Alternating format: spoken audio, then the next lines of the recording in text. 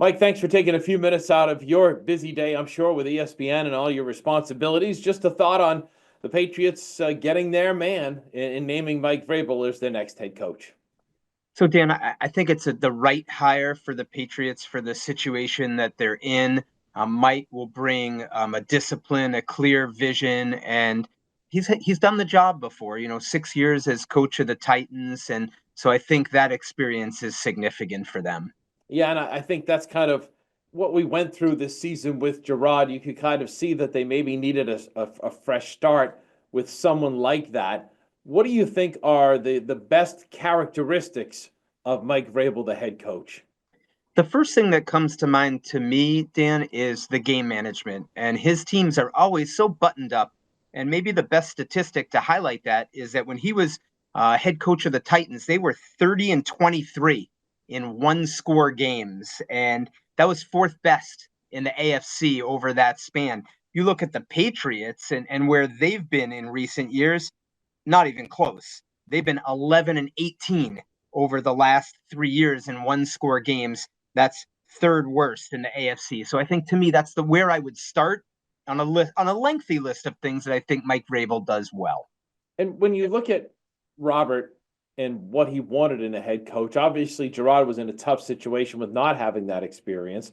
How much was that a determining factor over anything else, what they need now, as opposed to a guy like Ben Johnson, whose name we keep Mm. hearing and people have been kind of impressed with everything he's done offensively? How much was that a factor too, in your mind, of getting a guy in here that he knows, they know, everyone knows, and not having to have a support staff around him and what have you?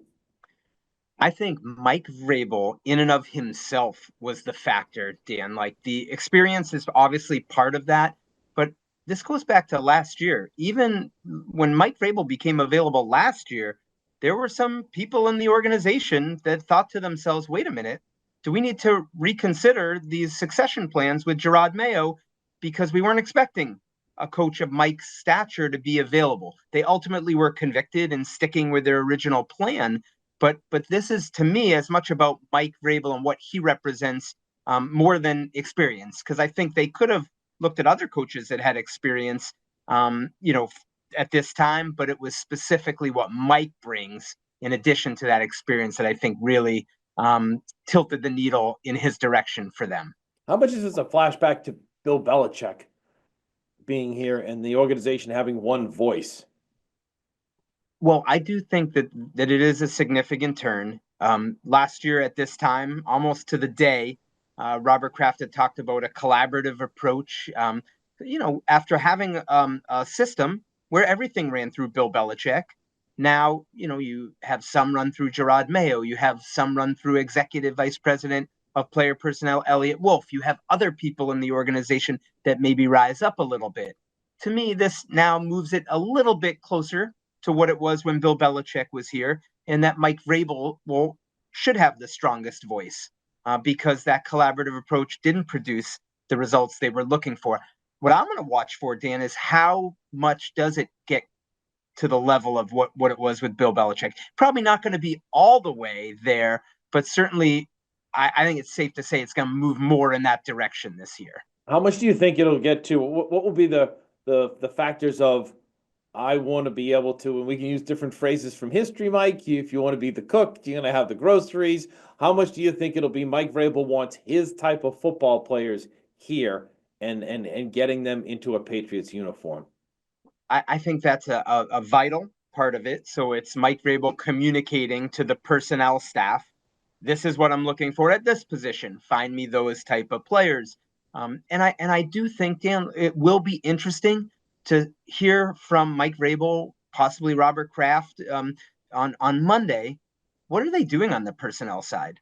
Are they going to keep it the way it is, or does Mike Vrabel get to bring in his own person? Robert Kraft had said on last Monday, when he took questions after the firing of Gerard Mayo, that the new coach was going to have significant input on players and his coaching staff. So really, how they set the organization up is close to the top of my list as to like top questions right now to find the answers to.